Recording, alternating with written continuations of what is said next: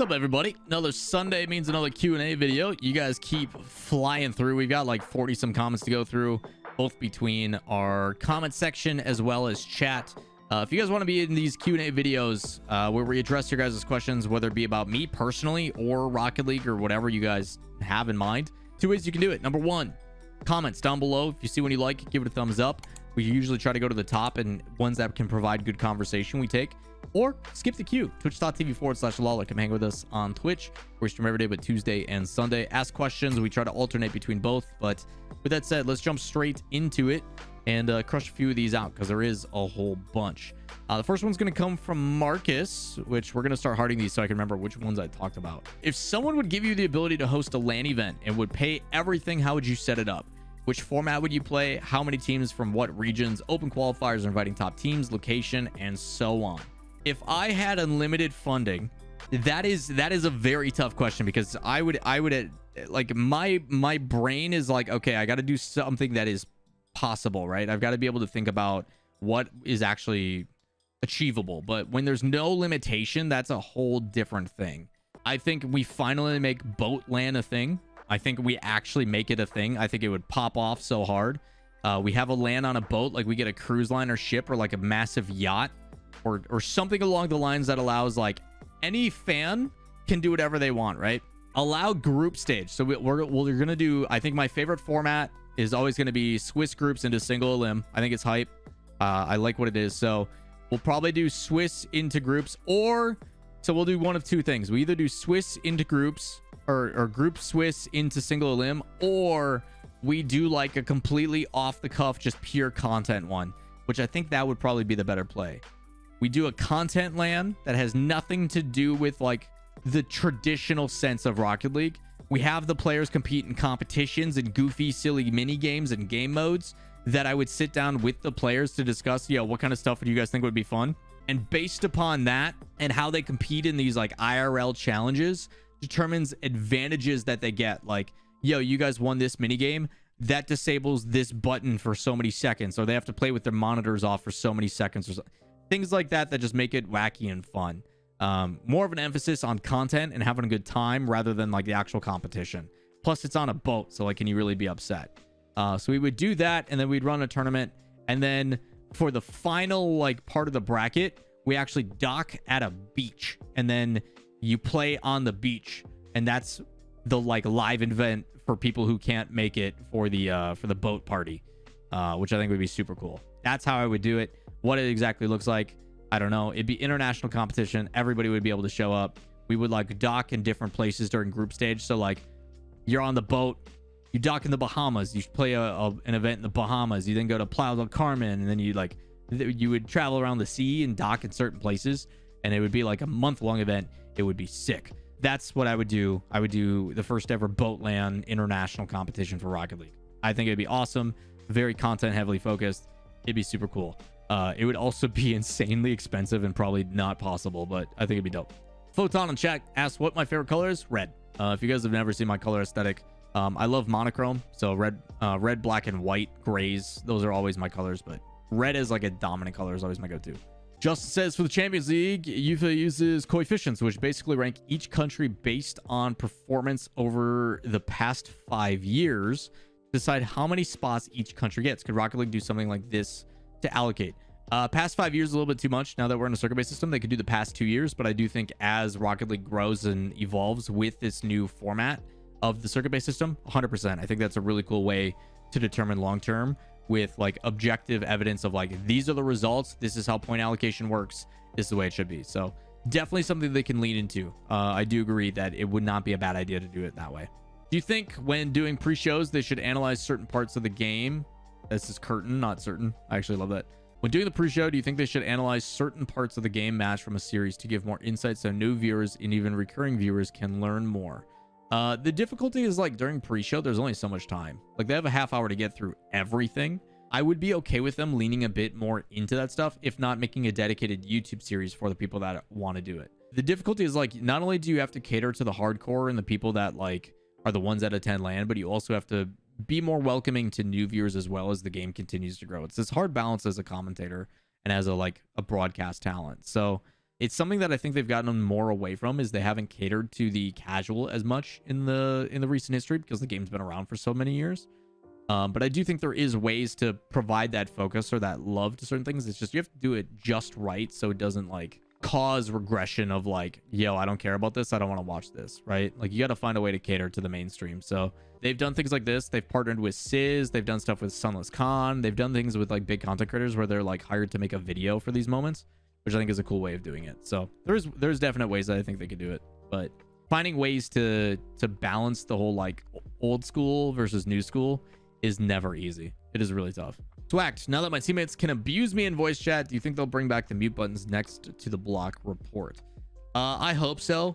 I'm actually surprised they got rid of mute, because there's some times where I'm just like, I just don't care enough to block this dude, but I would like to mute him so I can't be pestered throughout the game. I'm surprised they got rid of it in the first place.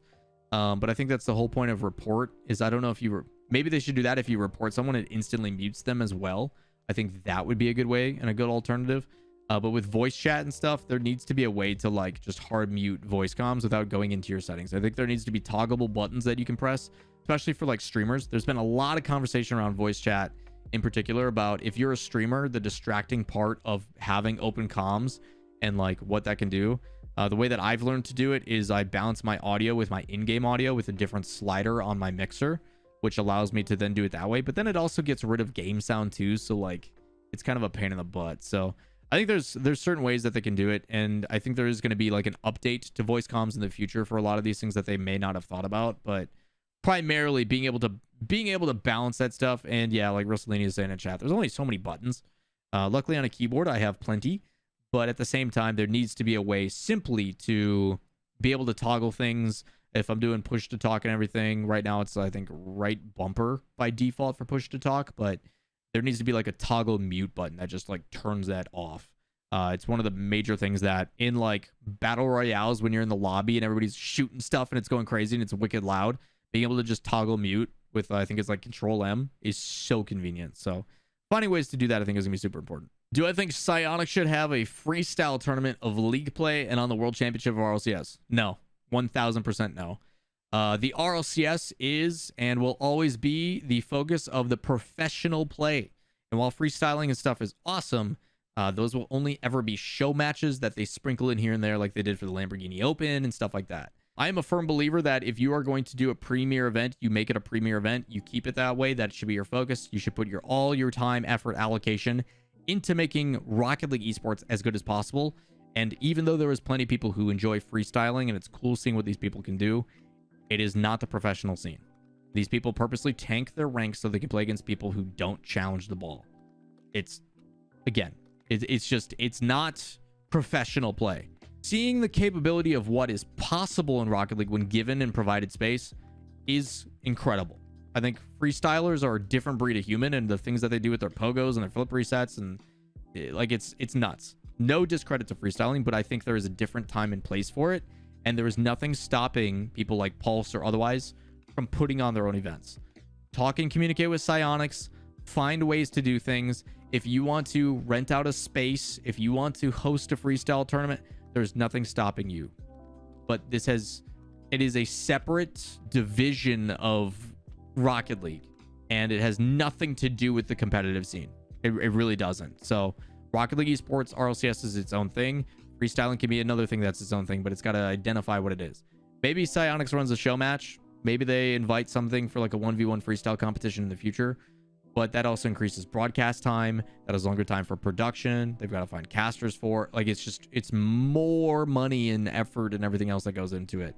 And like LANs are already like this crazy thing that they're trying to balance. So I don't foresee it. I don't agree with it being part of it. Same reason why I don't think 1v1 should be there or anything. But if they find ways to do show matches or cool featured events, maybe in the future. But for what it is, I don't think it's a place. They should have a dedicated freestyle playlist. They shouldn't. They really shouldn't. They could make a unique game mode that is set up for freestyles. They could do like a training pack for freestylers. Maybe when Unreal Engine 5 comes out, hear me out. Unreal Engine 5 comes out, a creator makes a freestyler's paradise, and it's like a place for freestylers. You do something cool like that. Who knows? How do you do something more fun with the reward system without breaking gambling laws? I think that's really tough. games like Counter-Strike and stuff have a really cool way to do like pick'ems that in game provide really cool items and rewards that I think a lot of people in the fan base like. I look at how many people really engage with like prediction streams and videos and stuff like that.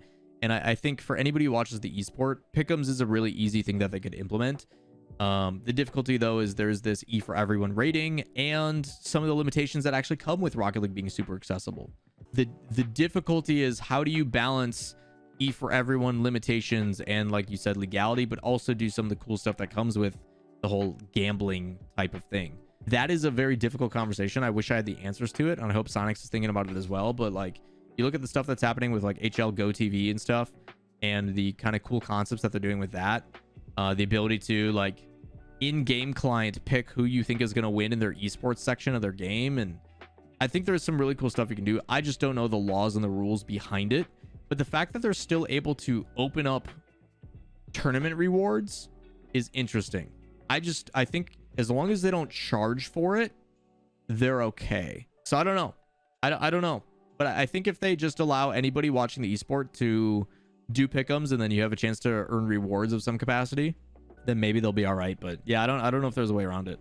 C-Bill was talking about this. Do you think the addition of SSL was a bad thing, or do you think it was a good thing that GC is no longer the highest rank? It makes sense as to why they added SSL. I think it's actually really good. The complication, I talked about this actually on the CECC broadcast. The difference between hitting SSL and being a pro is still like the same amount of MMR difference between like being bronze and being like diamond. Like the skill gap in that 400-500 MMR range is insane. And that's always going to be the case. Ranked is not really for competitive play. It never has been, unless you do like a team-based ranked system. So that is complicated to handle, but they had to do an adjustment. Like you had players who have been playing this game for 5-6 years, and then a wave of free-to-play players coming in, and the separation between bronze and free-to-play was already also massively difficult. Rocket League is a really unique game because it doesn't translate from anything else. There is no other game that's car soccer-y, physics-based engine that you can play that prepares you for this game. Even SART BC was different, and the pros in SART BC eventually, like We Dem Girls with Remco and them, caught up. So it's difficult, and they had to make adjustments. They had to reduce MMR, and like Grand Champ is easier to ever accomplish than it's ever been. It's like 14-15 MMR, which is kind of like nothing in the grand scheme of things. Hitting GC, not to diminish anybody's efforts, but hitting GC means so much less than what it ever has, and that's fine. It's 1435, I think, in threes. It's 1415 in twos, I'm pretty sure. To accomplish that, not to diminish the efforts of people, but it does feel kind of meh. It is 1435 in both. Oh, I don't know. I get my GC rewards and then I stop playing. So the mentality shift of being the best at the game is now different, and that's fine. I don't think there's anything wrong with that, and they're going to continue to balance. But I will say people need to change their perspective about ranked in general. Ranked is not a way to show the value of how good you are at the game. And I know that sounds really weird, but from Psyonix's mouth and from the way that they've made the system, ranked is literally a place to try to pair you up with someone who is similar skill level to you. It is not there for you to grind and climb and get further along, and like that's not what ranked is for. There is a reason why where if you go on a few game win streak, if you win 3-4 games in a row, rather than saying, okay, you are better than this rank, time to get into the next rank and then we'll challenge you there, they immediately gatekeep you with another player who is also in a place that is better, if not the same as you. And that's gonna be the hardest game you've ever played.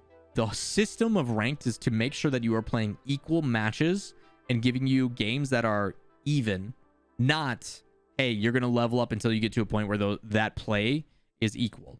And it's a really weird concept to get across, and it's a really weird concept to accept because it feels so backwards of everything I know in a ranked system is. Because even though they introduce new ranks and everything else, the core issue I have with ranked is still the same. In regards to it, I don't think it's necessarily a bad thing that GC is the highest.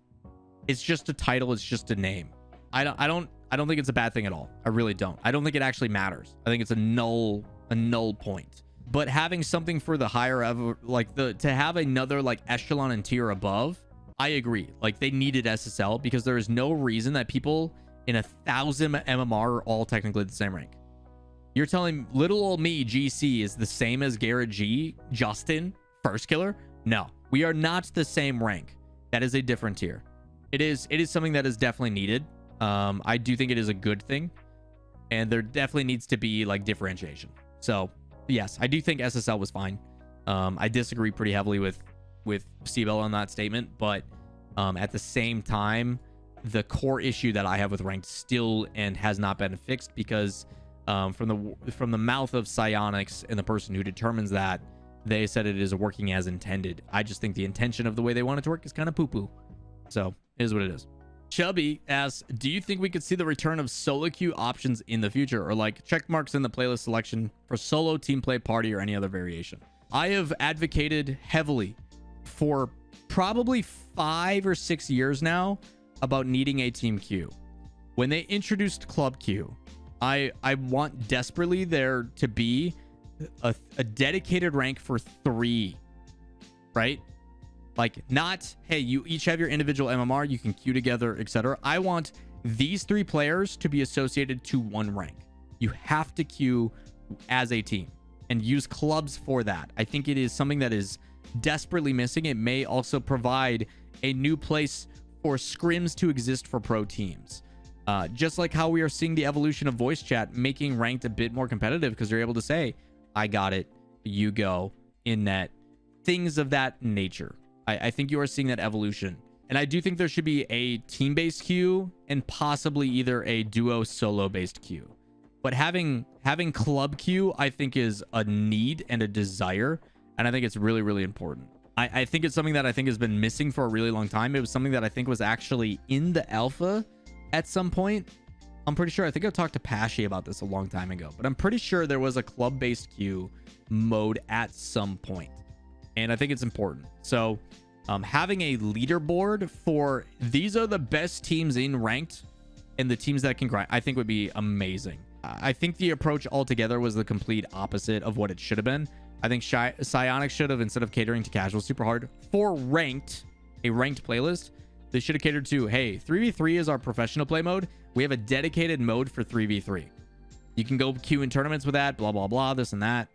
But then also have the ability to queue solo or with one other friend. I think that would be amazing. I really do. And they could make 2v2 clubs. They can make 3v3 clubs. They can make, you know, like, I think that'd be so cool. So I hope that happens. Whether it's going to happen in the future or not, I don't know. But please give me club queue. I'm begging for it. So that is going to do it for today's Q&A. Take two. With that said, that is going to do it for today's Q&A video. Another one in the books. We've been doing this for probably a year straight now at this point. I don't heck know. But the reason why we can do it is because of you all. So if you guys do enjoy these questions, if you do enjoy these answers, if you would like to ask more, whether they're food related or otherwise, let me know in the comments down below, or stop over to the stream, twitch.tv/Lawler. Feel free to cut the queue, hang out with us and chat, all that kind of stuff. If you see ones you like, make sure you guys give those a like. And speaking of likes, if you guys have made it this far to the video, you probably like it as well. Consider liking the video, hitting subscribe, and turn on notifications. And we will see you in the next one. Peace.